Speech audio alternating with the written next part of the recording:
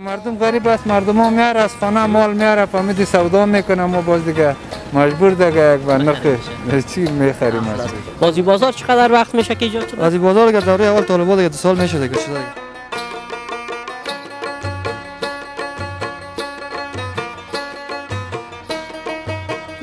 کلندرای موتر است، پیسه را دست میگیره ورق میکنه، ورق کنه و پیسه پارا میشه، چی میشه، پیسه بیخی ورزشش از بین میره.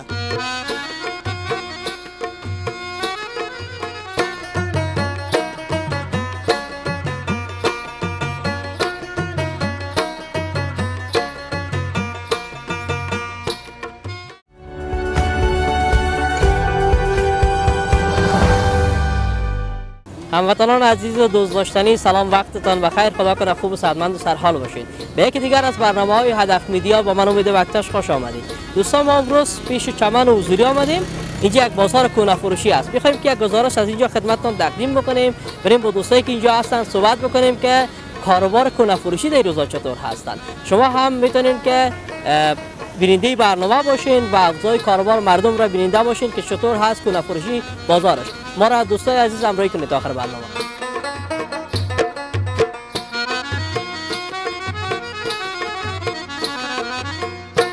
سلام، خوب هستید؟ و علیکم سلام، خوب هستید؟ بخیر. شکر، سلامت باشید. مسئول دکان خودتان است؟ جان خودم هستم. میشه نامتان بگین بر دوستای ما؟ نام عبدالخالق هستم. عبدالخالق جان، چقدر وقت است که اینجا دکاندار هستین، کار میکنین اینجا؟ فعلا خود 4 ماه شده دیگه میشه اومدیم دیگه. 4 ماه شده است. بازی بازار چقدر وقت میشه که ایجاد شده؟ بازی بازار که دوره اول طالبان دیگه 2 سال میشه دیگه شده دیگه. 1-2 سال شد که ایجاد شده. قبل از این باز کجا بود؟ دکان داشتین یا بیکار بودین قبل از؟ نه بیکار بودیم، محصل بودیم دیگه. چیز درس میخوندیم. درس میخوندین مکتب یا دانشگاه؟ دانشگاه بود دیگه. دانشگاه. فارغ شدین حالا؟ آدیم کلا کردیم دیگه، لاش کردیم دیگه. نه، ادامه میدادن خیلی خوبتر بود. چطور از باز وضعیت کاروبارتان؟ والا شکر خوب است دیگه، والا فعلا گزاره میکنیم. سابق خوبتر بود یا حالا خوبتر شده؟ سابق کمک خوبتر بود حالا دیگه، چندان مزهش نیست دیگه. ازش نیست. بازی جنسا را خودتان میرین پشتای خانه خریداری میکنین، مردم براتون اینجا میاره، چگونه است؟ میشه بر دوستا کم توضیح بدید؟ نه والا ما شماره داریم، مرکز با ما زنگ میزنیم، شماره چیزا مکمل به کل لوازم خانه شون میگیریم. شماره تان پخش کردین، وقتی که میخواستن بفروشن برای شما باز تماس میگیرن. اعلانات را پخش کردیم. چطور از بازار کهنه فروشی بازار شینایش زیاد جنسا قیمت شده است یا همون نرخ‌های سابق است؟ والا نرخ‌های سابق است، ولی مردم موقع پیسه نداره که چیز لوازم خریداری کنن. بخاطر اصلی که یک بازار که باز زیاد کش کنه باز جنسشون بدون شک باز میره بالا. نه نشه گفتم که حالا جنسایی که کهنه از بنده فنال سودا بکنین شما. نه کاملا هم حساب چیز است دیگه، مستعمل است دیگه، کهنه نیست. خیلی ممنون، سلامت بخیر. تشکر از شما، روز خوش براتون. خب دوستان، بازار کهنه فروشی روزا فکر میکنم کمی کم رنگ شده است. شاید به خاطر از این باشه که زمستان هست، زیادتر دوستان مثلا مهاجرت نمیکنن، بیشتر اینا کاروبارشون سر اینا است که بیشتر دوستان وقتی سفر میکنن اجناس خانهشون رو به فروش میرسونن. شاید به خاطر از این باشه. خب به هر صورتش میریم با دوستای دیگه که اینجا هستن هم صحبت های می داشته باشیم، ببینیم که کاروبار از اونا چطور هست.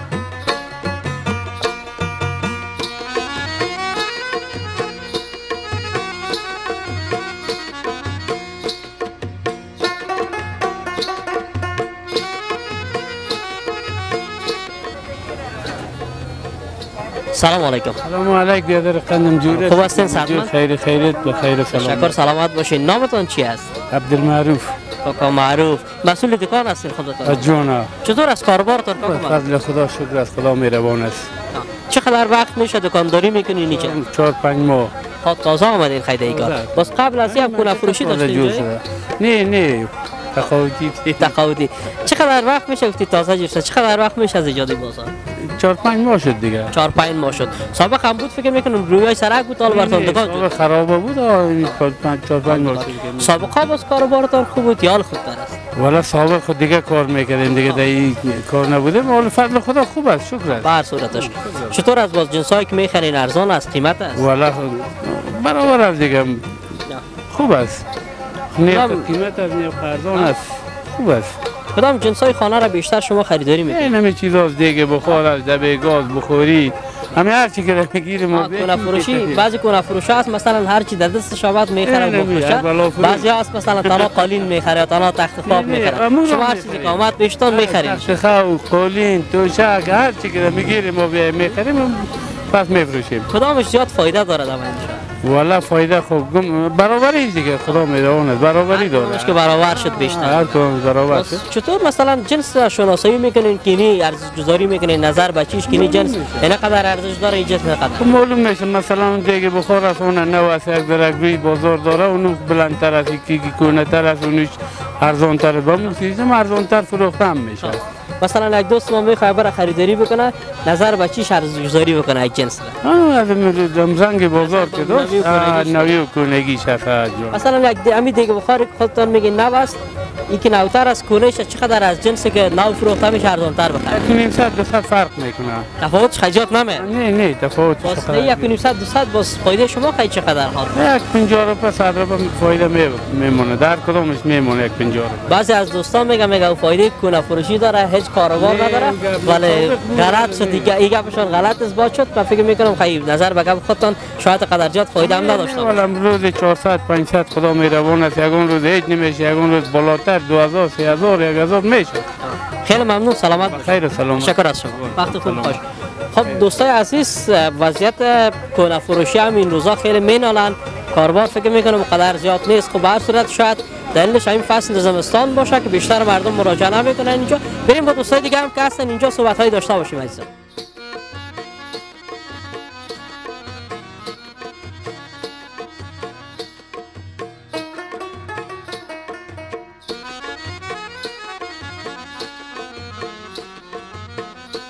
خب دوستان بریم یک فرش فروشی هم هست فرشای خیلی نو است نمی‌فهمم که نو میارن یا کونه است همراهشون صحبت میکنیم. سلام خوب هستین؟ سلام علیکم بیادر خوب شکر سلامت. مشتری هستین یا صاحب دکان؟ نه ما مشتری هستیم. خب میخواین فرش بخرین دیگه؟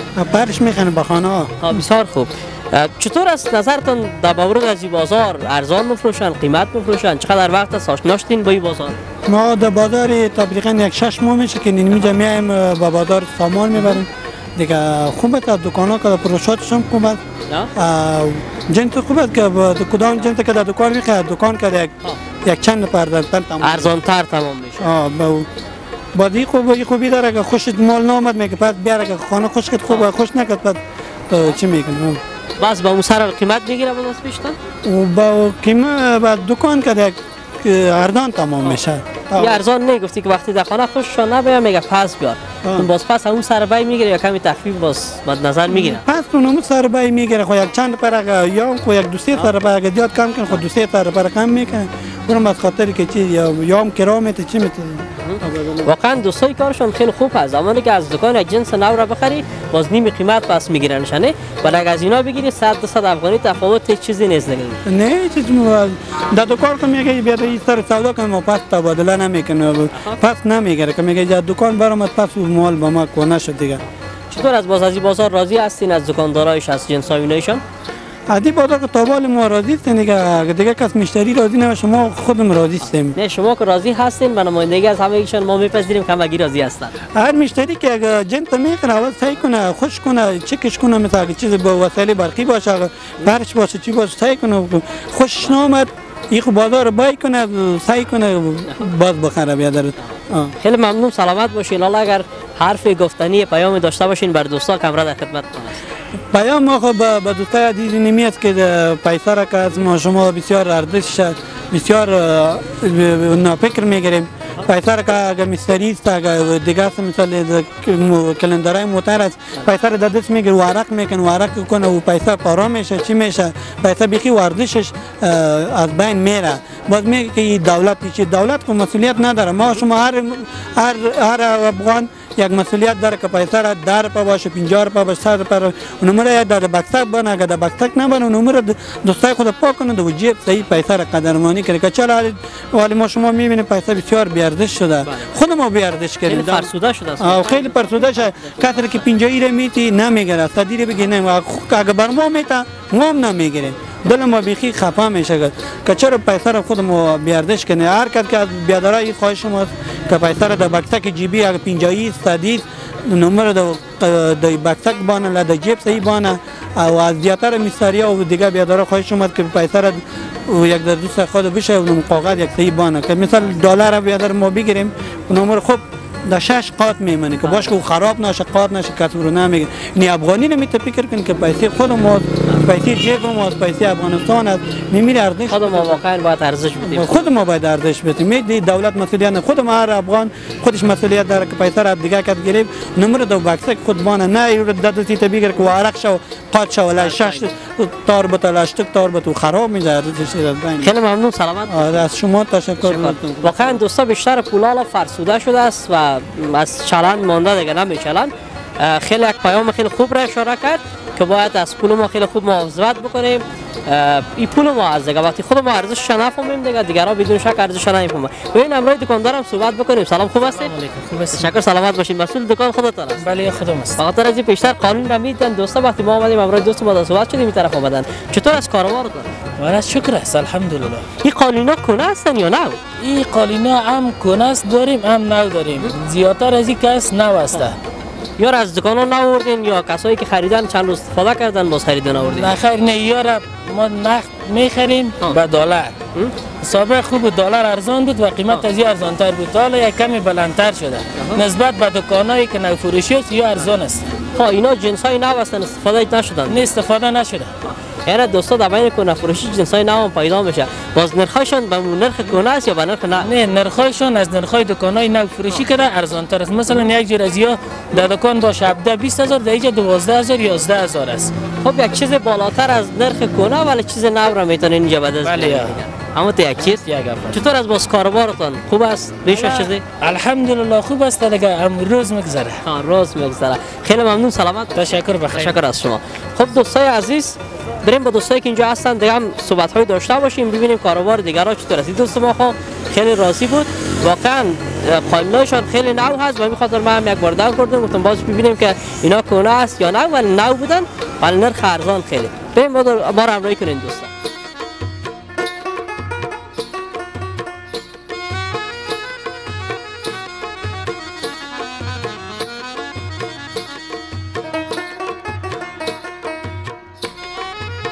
سلام خوب است؟ و علیکم سلام جور هستی بخیر. تشکر سلامت. آمدین جور هستی؟ تشکر سلامت باشین لطف کردید. میشه نامتون اول بر دوستان؟ نام نعیم است.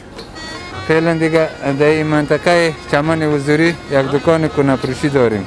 بسیار خوب. چطور است کاکا نعیم کاروبارتان؟ کاروبارم خوب است دیگه می روز خود تیر میکنیم دیگه ای تو کار صحیح نیست که ما بگیم. در جات مزهش نیست دیگه. مزهش نیست دیگه مردم غریب هستن پیسه ندارن مردم بیکار هستن دیگه.